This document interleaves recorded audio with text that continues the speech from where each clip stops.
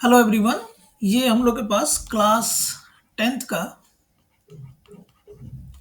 PYQ है, SST का है, सोशल स्टडीज का है, जिसके अंदर आपको पता है कि 4 सब्जेक्ट इंक्लूड होते हैं: history, polity, geography and economics. ठीक है। ये टोटल पेपर जो होता है वो 80 मार्क्स का होता है। ठीक है, आपको 3 घंटे टाइम अलॉट किए जाते हैं। ठीक है, ये पीवाईक्यू बेसिकली 2024 का है। इसके हम लोग केवल एमसीक्यू क्वेश्चन को करेंगे, जिसमें 20 क्वेश्चन मेंशन है। तो चलिए इसे शुरू करते हैं। आपको ये दो जो आप 2025 में पेपर देने वाले हैं उसमें बड़ी आपको हेल्पफुल रहेगा, क्योंकि आपको एक आइडिया लगेगी कि किस प्रकार के क्वेश्चन पूछे जाते हैं। तो चलिए शुरू कर लेते हैं।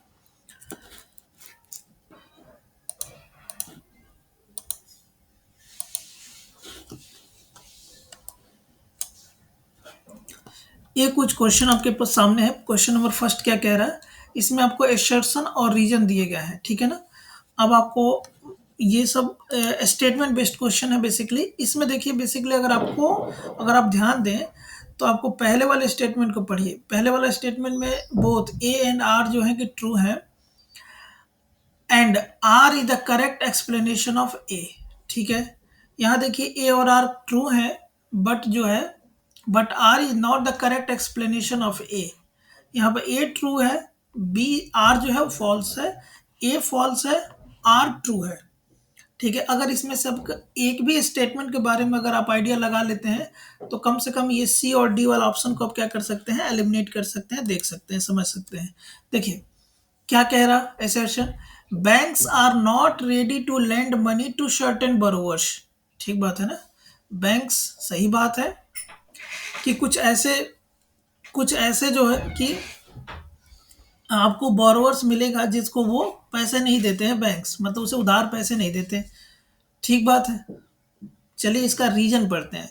Some people do not have collateral. सही बात है, गिरवी रखने के लिए उनके पास कुछ नहीं होता, इसलिए जो है कि वो बैंक जो होते हैं कि कुछ लोगों को पैसे नहीं देते हैं। तो बिल्कुल आर जो है एसर्शन ए का जो है कि अच्छा एक्सप्लेनेशन कर रहा है। तो ऑप्शन नंबर ए हमारा करेक्ट हो जाएगा, जो हमने आपसे पहले पढ़ा था कि दोनों करेक्ट हैं और आर जो है करेक्ट एक्सप्लेनेशन कर रहा है ए का। चलिए नेक्स्ट क्वेश्चन की बात करें।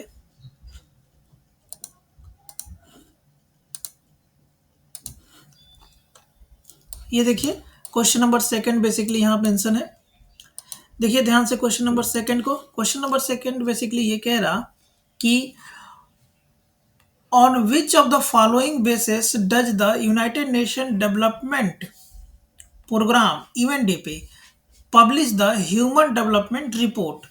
अब देखिए आपको बेसिकली क्या क्या चीजें जाननी है। एक तो इसमें यूएनडीपी मेंशन है, यूनाइटेड नेशन डेवलपमेंट प्रोग्राम। दूसरा इसमें आपको मेंशन है ह्यूमन डेवलपमेंट रिपोर्ट, एचडीआर।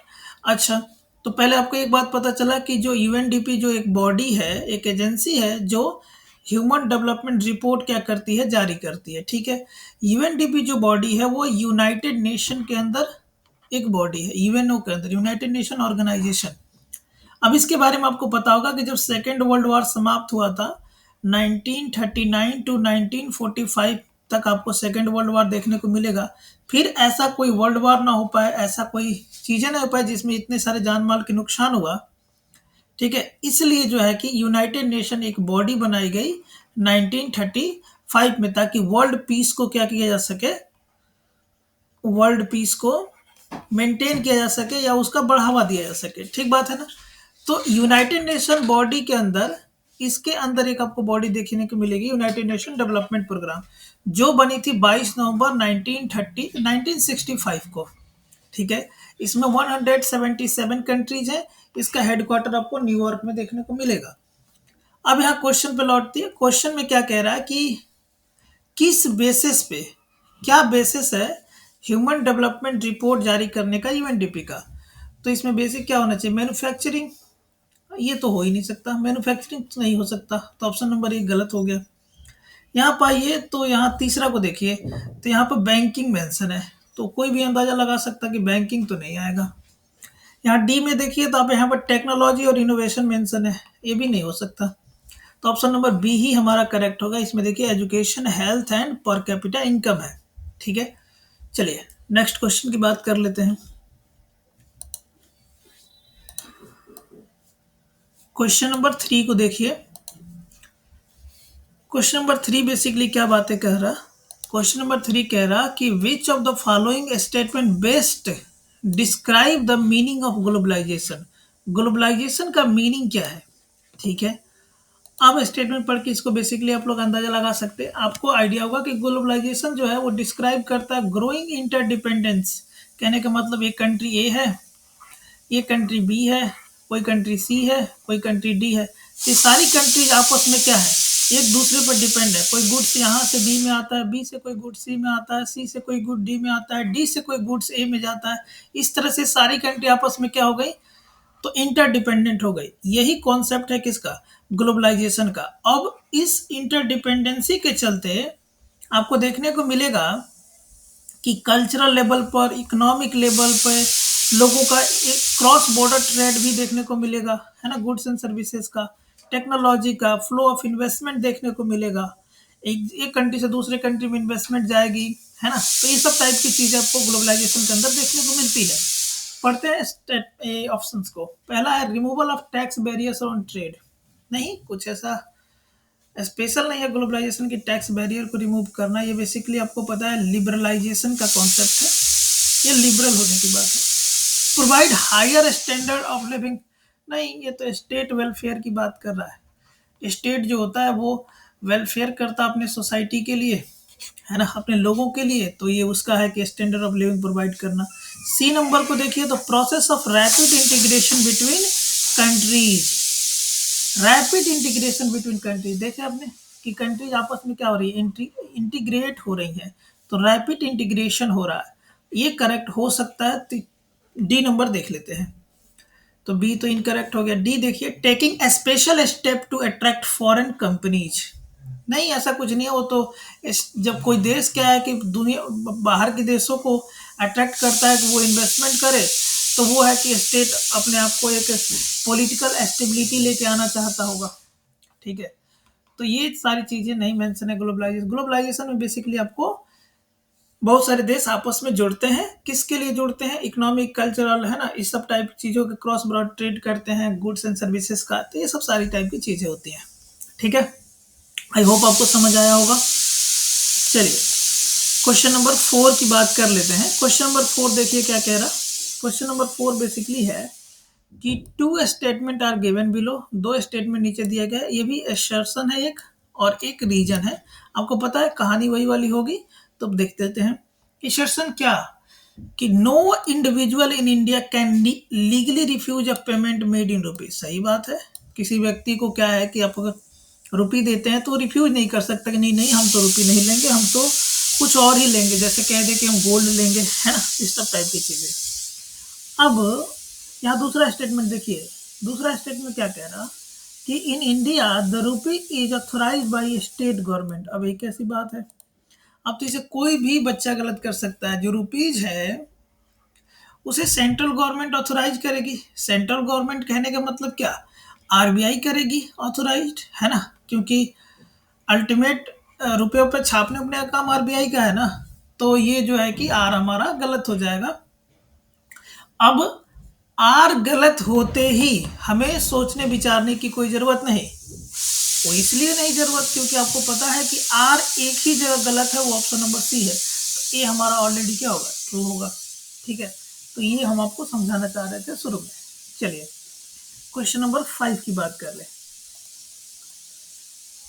देखिए ध्यान से क्वेश्चन नंबर 5 को।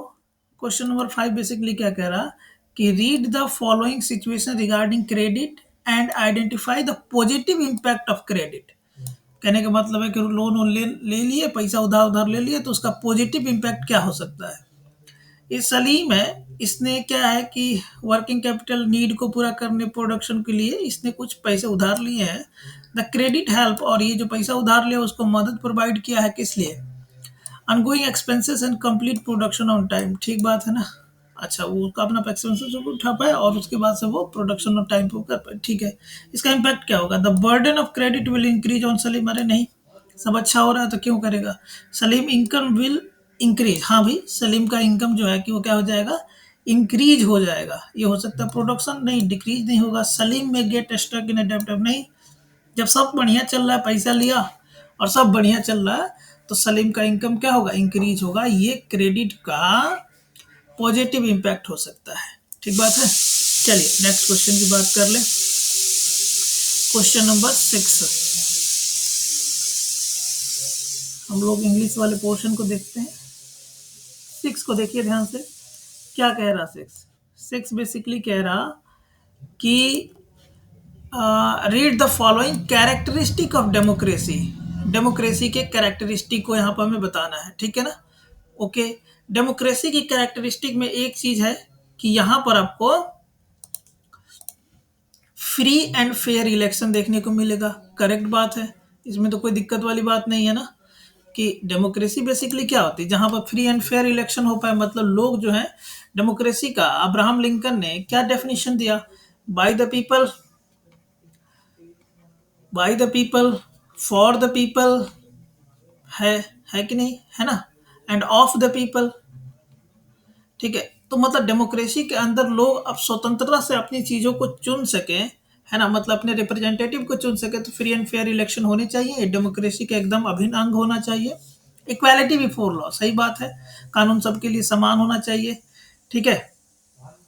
डिग्निटी ऑफ अ पर्सन, बिल्कुल सही बात है, डेमोक्रेसी में व्यक्ति की गरिमा बहुत जरूरी है। मेजोरिटी रूल, ये बेसिकली आप नहीं कह सकते मेजोरिटी रूल की, डेमोक्रेसी में मेजोरिटी रूल होना चाहिए, इसकी कोई बात नहीं है। ठीक है, बेसिकली डेमोक्रेसी में किसका रूल होता है, तो पीपल रूल आप कह सकते हैं, है ना। तो ये मेजोरिटी रूल इस टाइप की चीजें आप नहीं कह सकते, डायरेक्ट लिंक नहीं होता है। तो ऑप्शन नंबर बी, सी और डी हमारा इनकरेक्ट हो जाएगा। इसके लिए जो करेक्ट ऑप्शन होगा वो आपका हो जाएगा ऑप्शन नंबर ए। ठीक है, चलिए नेक्स्ट क्वेश्चन की बात करें।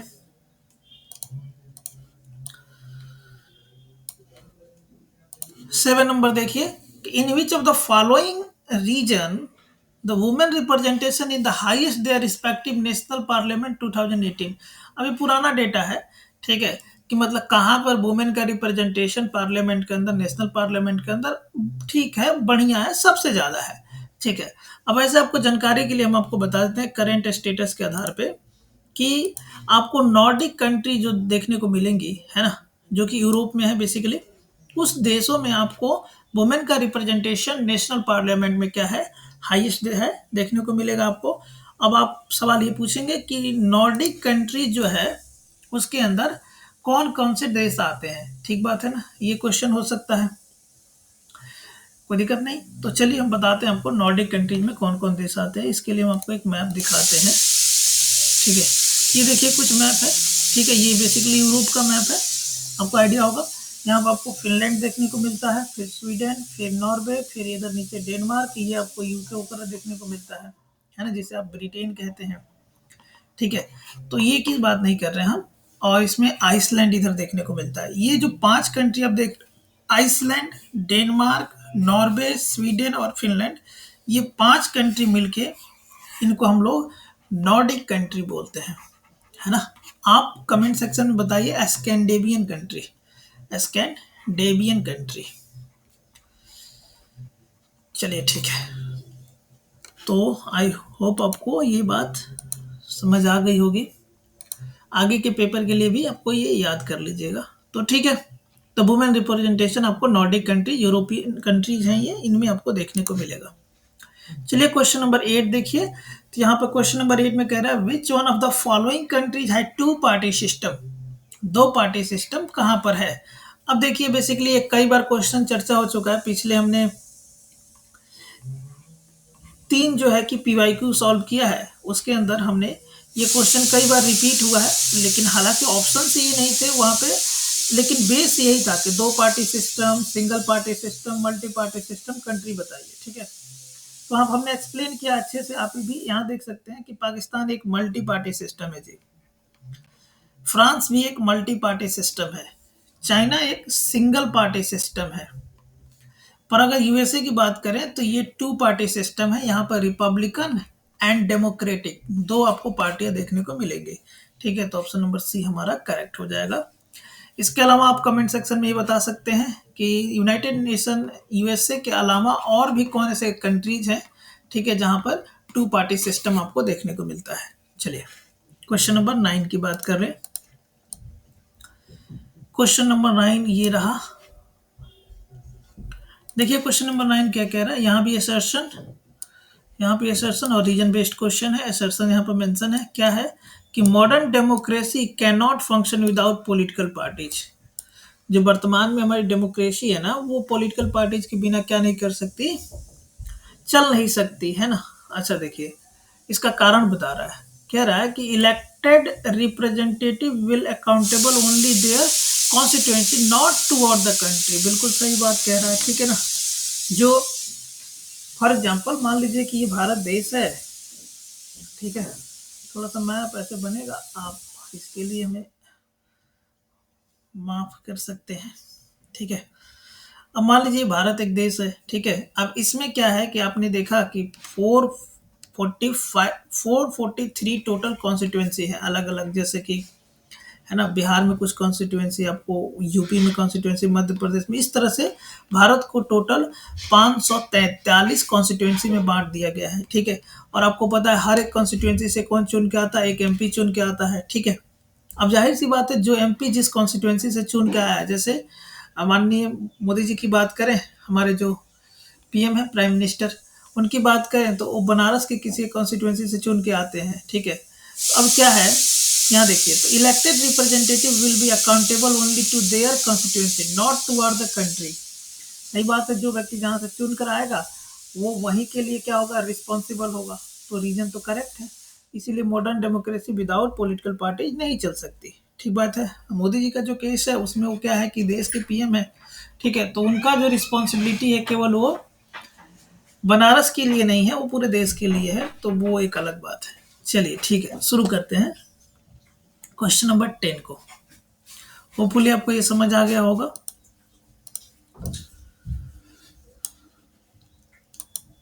क्वेश्चन नंबर 10 देखिए, देखिए यहाँ पे क्वेश्चन नंबर 10 देखिए आप।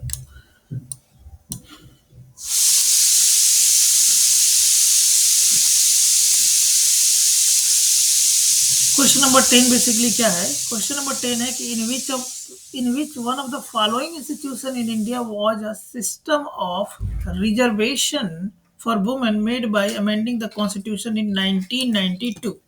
देखिए 1992 में आपको 73rd एंड 74th ये दो कॉन्स्टिट्यूशनल अमेंडमेंट देखने को मिलता है 1992 में, ठीक बात है ना। इन दोनों कॉन्स्टिट्यूशनल अमेंडमेंट से इससे जो है कि पंचायती राज व्यवस्था, पंचायत को, है ना, और 74 से जो है कि म्यूनसिपैलिटीज को। अब ये आपको पता होगा कि म्यूनसिपैलिटीज किसके लिए होते हैं, ये शहरों के लिए होती हैं, सिटीज के लिए होती हैं, ठीक है। और ये जो पंचायत होता है ये विलेजेस के लिए होता है, ठीक है। इससे ये दो प्रकार के इंस्टीट्यूशंस बनाए गए, ठीक बात है।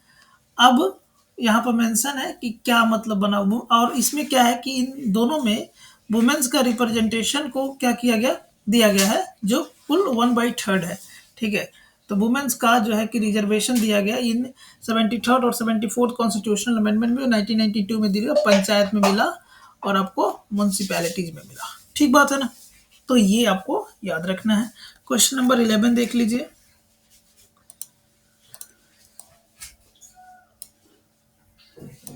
Question number 11. Education fall under which one of the following list given in the Indian Constitution? अब ये क्वेश्चन की कहानी क्या है, ये भी क्वेश्चन कई बार रिपीट हो चुका है, इस थीम पे कई बार रिपीट हो चुका है, बेसिकली हम आपसे कहना चाह रहे हैं।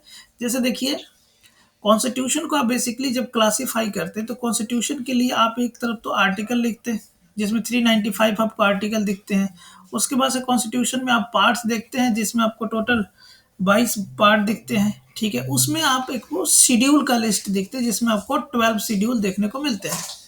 ओरिजिनली कॉन्स्टिट्यूशन में अगर पूछा जाए कितने शेड्यूल थे तो 8 थे, ठीक है। लेकिन अभी करंट में कितने हैं, 12 शेड्यूल देखने को मिलेंगे। इसमें जो शेड्यूल नंबर आपको 7 देखने को मिलेगा ये भारत के फेडरल सिस्टम से रिलेटेड है। क्या है इसमें, तो इसमें 3 लिस्ट बनाई गई हैं बेसिकली। एक है सेंटर लिस्ट या आप इसे कहते हैं यूनियन लिस्ट, उसके अलावा आपको ये स्टेट लिस्ट देखने को मिलेगा और एक कंकरेंट लिस्ट देखने को मिलेगा, और उसके अलावा एक रेजिडुअरी भी लिस्ट आपको देखने को मिलेगी, रेजिडुअरी पावर की। ठीक है, चलिए, तो मतलब मेनली आपको 3 लिस्ट देखने को मिलेगा। अब इसमें क्या है कि इन लिस्ट के अंदर सब्जेक्ट्स मेंशन है रिलेटेड टू, कि देश से रिलेटेड कुछ सब्जेक्ट मेंशन है। जैसे यहाँ पर पूछा जा रहा है कि एजुकेशन किस लिस्ट के अंदर आएगा, तब आपको पता है सेंट्रल गवर्नमेंट भी एजुकेशन पे लॉ बना सकती है, स्टेट गवर्नमेंट भी लॉ बना सकती है। तो ऐसे सब्जेक्ट जो कॉमन होते हैं, सेंटर स्टेट दोनों बनाते हैं, उसको हम लोग कॉन्करेंट लिस्ट में रखते हैं। तो ऑप्शन नंबर सी जो है कि हमारा करेक्ट हो जाएगा इसके लिए। आइए नेक्स्ट क्वेश्चन की बात कर लें। क्वेश्चन नंबर 12 देखिए। क्वेश्चन नंबर 12 कह रहा है कि read the argument given in the favour of power sharing. अच्छा, पावर शेयरिंग के फेवर में कोई आर्गुमेंट हमें बताना है। करेक्ट ऑप्शन क्या है? रिड्यूसेस द लाइक्लीहुड ऑफ बायस। ठीक बात लग रहा है। एकोमोडेट डाइवर्सिटीज, बिल्कुल सही है। दुनिया भर के डाइवर्सिटीज को क्या कर लेता है? एकोमोडेट कर लेता है। अगर आप पावर को डिस्ट्रीब्यूट नहीं करेंगे तो जो है कि अलग अलग कल्चर, एथनिसिटी के जो लोग होंगे वो क्या करेंगे, बेसिकली असर्शंस के केस में चले जाएंगे। इस सब टाइप की चीजें देखने को मिलेगा। तो ये डाइवर्सिटीज को एकोमोडेट करने के लिए बात करता है, ठीक है ना। अब बेरेडिकेट्स द डिसीजन मेकिंग प्रोसेस, नहीं, ऐसा नहीं, बेरेडिकेट नहीं कर सकता, उसे अवरुद्ध नहीं कर सकता, रोक नहीं सकता, उसको जहां तक कि बढ़ावा देता है पावर शेयरिंग। ठीक है, तो ये ऑप्शन नंबर सेकंड हमारा गलत होगा। हम इसी से सारे को सही कर सकते हैं। जैसे सेकंड जहां जाए उसे कट कर दीजिए। जैसे ए गलत हो गया, बी भी गलत हो गया, ठीक है, डी भी गलत हो गया, यानी सी जो है कि हमारा करेक्ट आंसर है। बाकी आप स्टेटमेंट पढ़ सकते हैं, सब पावर शेयरिंग के फेवर में बात कर रहे हैं। ठीक है, चलिए क्वेश्चन नंबर 13 देख लेते हैं। देखिए क्वेश्चन नंबर 13 कुछ इस प्रकार का है। क्या कह रहा कि choose the correct option for the following states. आगे क्या कह रहा है? Share in percentage in production of manganese, है ना, India from highest level to lowest order. ठीक है, मैगजीन के प्रोडक्शन के बारे में बात कही गई है कि भारत में मैगजीन का प्रोडक्शन सबसे ज्यादा कौन करता है, और उस तरह से कुछ यहाँ स्टेट के नाम है तो उसमें सबसे कम कौन करता है। ठीक बात है। देखिए अब ये क्वेश्चन उस समय के हिसाब से हो सकता है, ठीक है, लेकिन हमें करंट समझ लेना है कि इस समय क्या है स्थिति। तो इस समय मध्य प्रदेश जो है, एमपी जो है, वो लीडिंग प्रोड्यूसर है मैग्नीज का। ठीक बात है ना, कोई दिक्कत नहीं। उसके बाद से आपको मध्य प्रदेश के बाद से आपको महाराष्ट्र देखने को मिलेगा, फिर उड़ीसा देखने को मिलेगा। अगर इस तरह का कुछ है ऑप्शन तो आप उसे करेक्ट कर लीजिए। ध्यान रखिए, फर्स्ट पे क्या है? मध्य प्रदेश, सेकंड पे आपको महाराष्ट्र देखने को मिलेगा, और थर्ड पे आपको ओडिशा देखने को मिलेगा। ठीक है, तो ये ऑप्शन नंबर, क्वेश्चन नंबर 13 के लिए जो भी ऑप्शन करेक्ट हो उसे आप करेक्ट कर सकते हैं। ठीक है, चलिए आगे बात करते हैं। क्वेश्चन नंबर 14 की बात कर लेते हैं हम लोग, अंग्रेजी का देखते हैं। चलिए, ये रहा क्वेश्चन नंबर 14। क्या है? यहाँ पर आपको 2 कॉलम दिए गए हैं। एक कॉलम फर्स्ट है, ठीक है, और दूसरा आप यहाँ पर देखिए, आपके पास एक कॉलम सेकंड यहाँ पर मेंशन किया गया है। ठीक है, अब इनमें क्या है कि एक तरफ आपको यहाँ पे डैम देखने को मिल रहा है, और दूसरा तरफ आपको यहाँ पे रिवर्स देखने को मिल रही है। तो मतलब भारत के कुछ डैम्स दिए गए हैं और रिवर्स दिए गए हैं। देखिए मेरे तरफ से अगर आप ऐड करना चाहें तो आप स्टेट भी क्या कीजिए, स्टेट भी याद कीजिए कि कौन सा डैम किस स्टेट में है। जैसे फॉर एग्जांपल आप यहाँ देख लीजिए, जैसे हीराकुंड जो डैम है वो आपको उड़ीसा में देखने को मिलेगा। ठीक है, सरदार सरोवर गुजरात में देखने को मिलेगा, भाखड़ा नगर हिमाचल प्रदेश में आपको देखने को मिलेगा।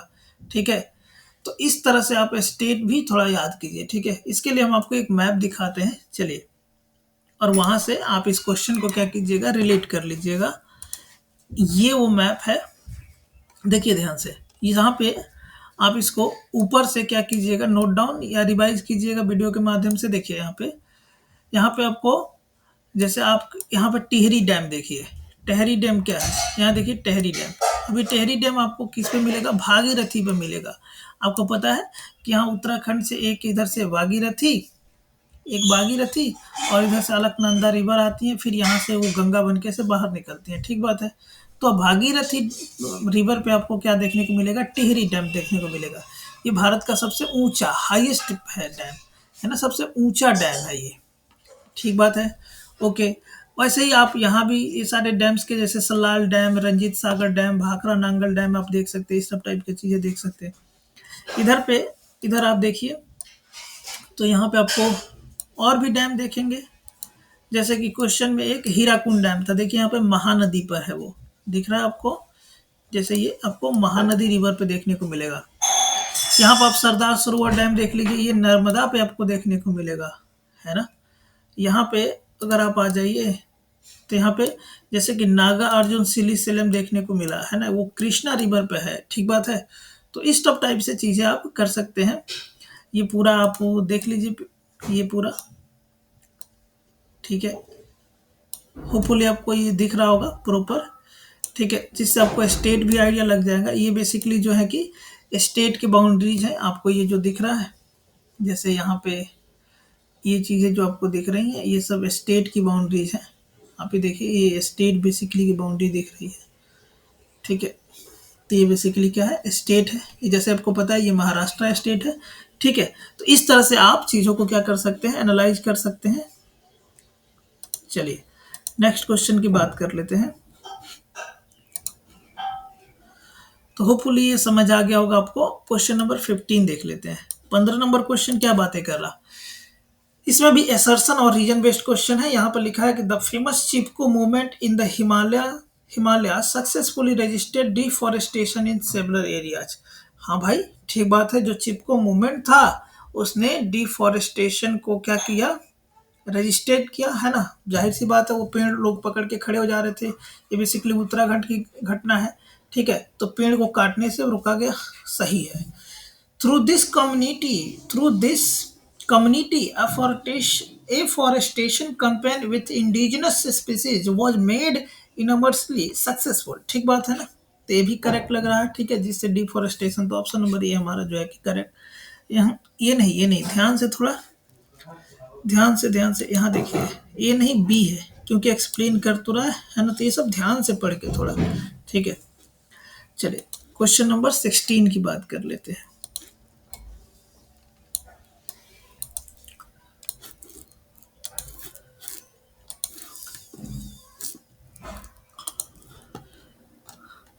देखिए 16 नंबर क्वेश्चन क्या है कि यहाँ पर एक पिक्चर दिखाई गई है और ये बताया जाना, आपको ये बताना है इसमें कि जो है कि the work done in the picture comes under which of the following sector of the economy. ये जो काम हो रहा है ये कौन से इकोनॉमी के अंदर आता है, ठीक बात है। तो देखिए ये जो काम हो रहा है बेसिकली ये क्या है, एक सर्विस प्रोवाइड करने का काम हो रहा है। तो ये आपको किसके अंदर देखने को मिलेगा, ये आपको टर्शियरी के अंदर देखने को, क्योंकि टर्शियरी को हम लोग क्या बोलते हैं, टर्शियरी को हम लोग सर्विस सेक्टर बोलते हैं, ठीक है, ये आपको पता होगा, ठीक है। प्राइमरी को हम लोग खास करके एग्रीकल्चर बोलते हैं,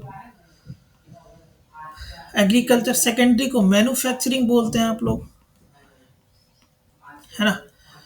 तो ये सब टाइप का चीज़ें आप समझ सकते हैं, ठीक है। जैसे क्वार्टनरी को आपको इनोवेशन बोलते हैं, इनोवेशन, टेक्निकल इनोवेशन बोलते हैं, ठीक बात है। तो चलिए आपको समझ आ गया होगा कि बेसिकली एक सर्विस प्रोवाइड करने का काम है, ये दुकानदार है ना एक, तो बेसिकली सर्विस प्रोवाइड कर रहे हैं, तो ये टर्शियरी सेक्टर के अंदर दिखने को मिलेगा आपको।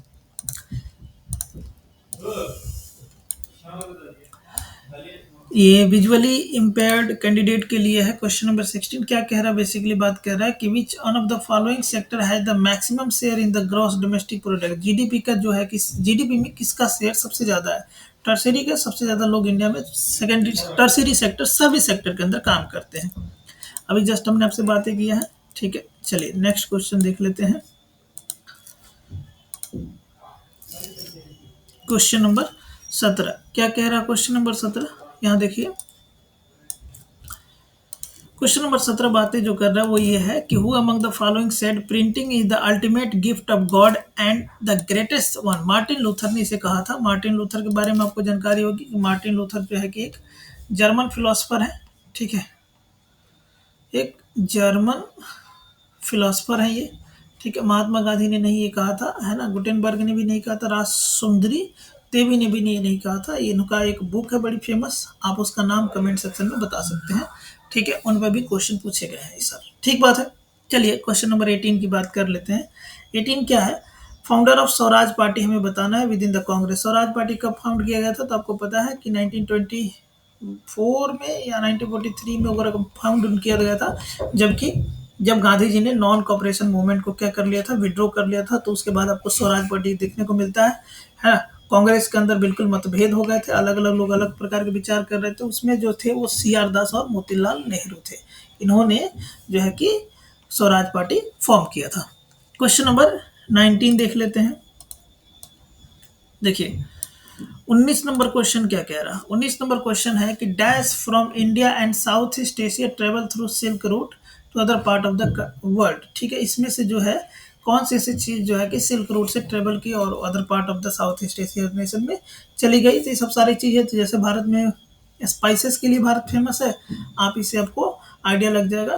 क्लोथ्स के लिए फेमस है, तो बी नंबर इसके लिए करेक्ट आंसर हो जाएगा। 20 नंबर क्वेश्चन देखते हैं, ये हमारा आज का लास्ट क्वेश्चन होगा MCQ के लिए। इसके बाद हम लोग कुछ क्वेश्चन भी देख लेंगे। ठीक है, देखिए question number B, arrange the following incident in chronological order and choose the correct option. ठीक बात है ना। अब ये यहाँ पे देखिए, जैसे कि यहाँ पे मेंशन है फ्रेंच रेवोल्यूशन। फ्रेंच रेवोल्यूशन कब हुआ था? तो फ्रेंच रेवोल्यूशन जो है कि आपको 1799 में देखने को मिलेगा। ठीक है ना, कोई दिक्कत नहीं, 1 साल के आसपास चला था ये रेवोल्यूशन। ठीक है, नहीं 1 साल के आसपास नहीं, ये कम से 10 साल के आसपास चला था। तो फ्रेंच रेवोल्यूशन एक प्रकार का पॉलिटिकल एंड सोशल अपहीवल है, ठीक है, फ्रांस के अंदर। ठीक है, तो ये आपको पता चला। नेपोलियन इन्वेजन ऑफ इटली को अगर आप जाने, तो नेपोलियन ने इटली को जो इन्वेड किया वो 1996 से लेके अंटिल लास्टेड 1884 तक किया। तो इसमें आप बेसिकली ये कहना चाह रहे हैं कि नेपोलियन जो है इटली का इन्वेज 1884 तक, फ्रेंच रिवोल्यूशन 1799। ठीक है, यूनिफिकेशन ऑफ जो इटली है वो 1871 में हुआ था। वियना पीस ट्रीटी है जो कि 1851 में। तो आप क्रोनोलॉजी अब देख सकते हैं डेट वाइज, आप इसे पूरा कर लीजिएगा। चलिए क्वेश्चन नंबर, ये हमारे कुछ टोटल जो MCQ क्वेश्चन थे वो हमने आपके लिए इसको खत्म कर दिया। मल्टीपल चॉइस क्वेश्चन आपके लिए खत्म हो गए। अब चलिए कुछ क्वेश्चन और भी देख लेते हैं। ठीक है,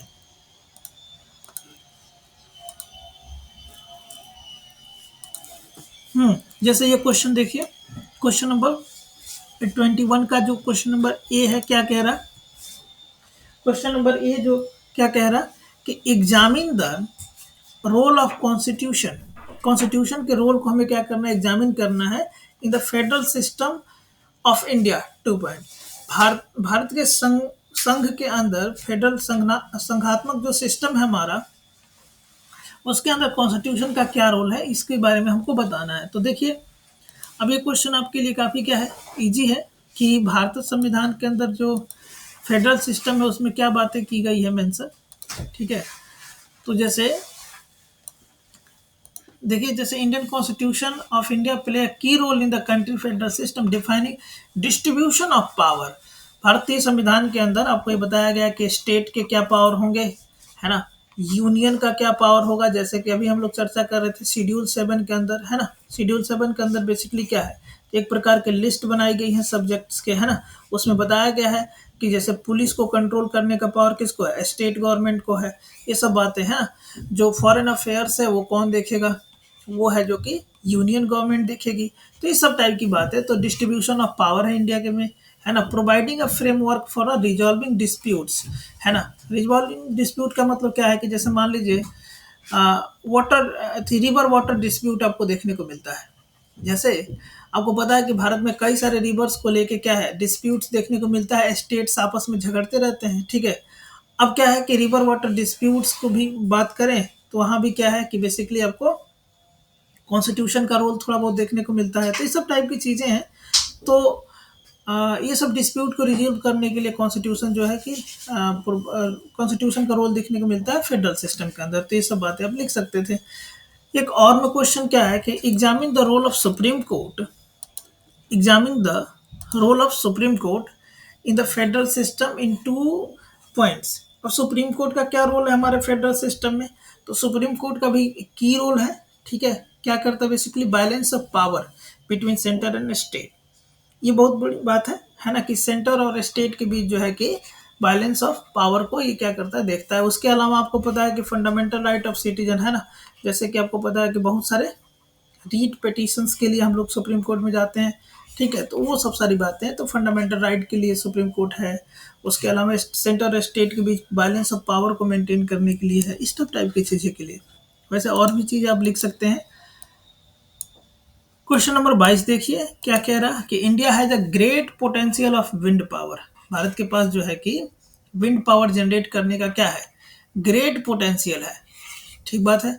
एक्सप्लेन करना में जो स्टेटमेंट है विंड एनर्जी के कंटेक्स्ट में।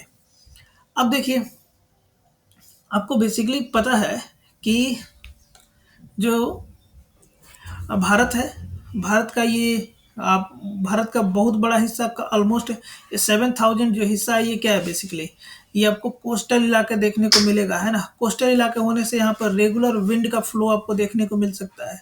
तो रेगुलर विंड के फ्लो होने की वजह से भारत में जो है कि ग्रेट पोटेंशियल है ना, विंड पावर जनरेट करने, जिसे आप लोग पवन चक्की कहते हैं, आपने देखा होगा, ठीक है। तो इसलिए भारत के पास क्या है कि एक लॉन्ग कोस्ट लाइन एरिया है, ठीक बात है ना, और जिससे एकदम नेचुरल फ्लो ऑफ थी एयर आपको देखने को मिलता है। हवाओं का ब्लो जो है वो रेगुलर आपको बेसिस पे देखने को मिल सकता है ना। टेम्परेट है भारत जो है कि एक ट्रॉपिकल जोन के अंदर आता है, ठीक है। तो ये सब टाइप की चीज़ें से भारत में जो है कि ग्रेट पोटेंशियल है। चलिए नेक्स्ट क्वेश्चन की बात करें।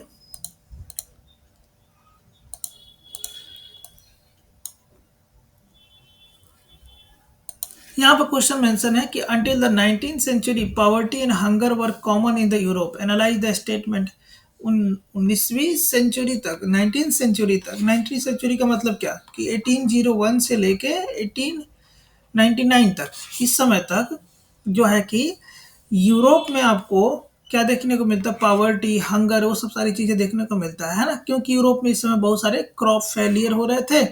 कोई दिक्कत नहीं, एग्रीकल्चर जो इनकी प्रैक्टिसेस थी वो पुअर थी, है ना, क्रॉप फेलियर थे, है ना। रैपिड अर्बनाइजेशन होता, क्योंकि इंडस्ट्रियलाइजेशन का ये दौर था, तो बहुत तेजी से क्या हो रहे थे, अर्बनाइजेशन हो रहा था, है ना। यहाँ पे जो रिजिड सोशल स्ट्रक्चर आपको पता है कि 3 ऑर्डर में यहाँ पर सोसाइटी थी, first order, second order and third order, जिसमें फर्स्ट ऑर्डर में आपको क्लर्जी देखने को मिले, सेकंड ऑर्डर के अंदर आपको, है ना, वो आपको क्या नोबेल्स वगैरह देखने को मिल रहे थे, है ना। थर्ड के अंदर आपको पुअर बैकग्राउंड के पीपल देखने को, पीजेंट्स वगैरह देखने को मिल रहे थे, ठीक है। तो ये कॉम्प्लेक्स एक स्ट्रक्चर था, रिजिड स्ट्रक्चर था सोसाइटी के अंदर। तो क्वेश्चन नंबर 23 का आंसर कुछ इस प्रकार से आप फ्रेम करेंगे।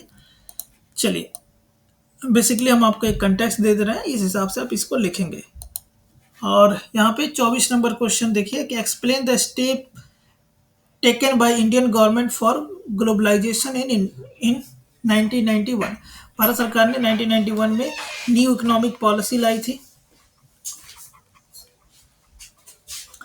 न्यू इकोनॉमिक पॉलिसी आई थी, जिसे हम लोग शॉर्ट में एलपीजी भी बोलते हैं, लिबरलाइजेशन, प्राइवेटाइजेशन एंड ग्लोबलाइजेशन, इस प्रकार की चीज़ है, ठीक है। तो इस तरह से भारत सरकार ने अपने ग्लोबलाइजेशन को, इंडियन गवर्नमेंट ने स्टेप टेकन किया, है ना, ग्लोबलाइजेशन इन 1991 में, ठीक है। वो प्राइवेटाइजेशन और फिजिकल रिफॉर्म वगैरह इस सब टाइप की चीज़ें किया उन्होंने, ठीक है। बेसिकली 2 नंबर का क्वेश्चन है, तो आपको 30 वर्ड से ज़्यादा नहीं लिखने हैं, ठीक है। तो आप इसको इतने ही वर्ड्स के अंदर समेटने का प्रयास करेंगे। तो ये कुछ हम लोग के पास क्वेश्चन थे, आई होप आपको समझ आया होगा, ठीक है। मिलेंगे हम लोग इसके एक और, इसके लिए हम लोग वीडियो लेके आएंगे, ठीक है। बेसिकली अब तक ये 4 वीडियो हो गए, 3 पहले अपलोड थे, ये चौथा वीडियो है। अब एक 5वां वीडियो आएगा, ठीक है, वो भी PIQ पर बेस्ड होगा, किसके, SST के, ठीक है। ये अगर इन 5 पेपर को आप करके जाते हैं तो आपको होपफुली आपको बहुत ज़्यादा हेल्प प्रोवाइड होगा कि किस प्रकार के क्वेश्चन आपको बोर्ड में देखने को मिलेंगे और बोर्ड 2025 में देखने को मिलेंगे। ये आपको एक बेसिक आइडिया देता है। चलिए ठीक है।